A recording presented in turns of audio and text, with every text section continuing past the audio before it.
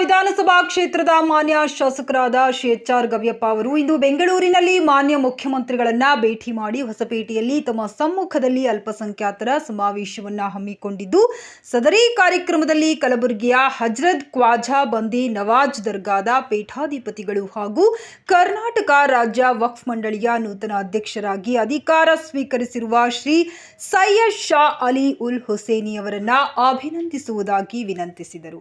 ಮಾನ್ಯ ಮುಖ್ಯಮಂತ್ರಿಗಳು ಸದರಿ ವಿನಂತಿಗೆ ಸ್ಪಂದಿಸಿ 2025 ಮೇ 3 ಶನಿವಾರದಂದು ಹೊಸಪೇಟೆಗೆ ಆಗಮಿಸಲು ಒಪ್ಪಿಗೆ ಸೂಚಿಸಿದರು. ಹಾಗೆಯೇ ಮಾನ್ಯ ಉಸ್ತುವಾರಿ ಸಚಿವರಾದ ಶ್ರೀ ಬಿ.ಝೆಡ್. ಜಮೀರ್ ಅಹಮದ್ ಖಾನ್ ರವರನ್ನು, ಶ್ರೀ ಸೈಯದ್ ಶಾ ಅಲಿ ಉಲ್ ಹುಸೇನಿ ಅವರನ್ನ ಸೇರಿದಂತೆ ಸಮುದಾಯದ ಸಚಿವರುಗಳು ಹಾಗೂ ಶಾಸಕರುಗಳನ್ನ ಭೇಟಿ ಮಾಡಿ ಸದರಿ ಅಲ್ಪಸಂಖ್ಯಾತರ ಸಮಾವೇಶಕ್ಕೆ ಆಹ್ವಾನ ನೀಡಲಾಯಿತು. ಈ ಸಂದರ್ಭದಲ್ಲಿ ಸ್ಥಳೀಯ ಮುಖಂಡರುಗಳಾದ ಕಟಗಿ ರಫೀಕ್, ಫಯಾಜ್ ಅಹಮದ್, ಅಬ್ದುಲ್ ಜಲೀಲ್ ಹಾಗೂ ಮೊಹಮ್ಮದ್ ಖಾಲಿದ್ ಅವರು ಉಪಸ್ಥಿತರಿದ್ದರು.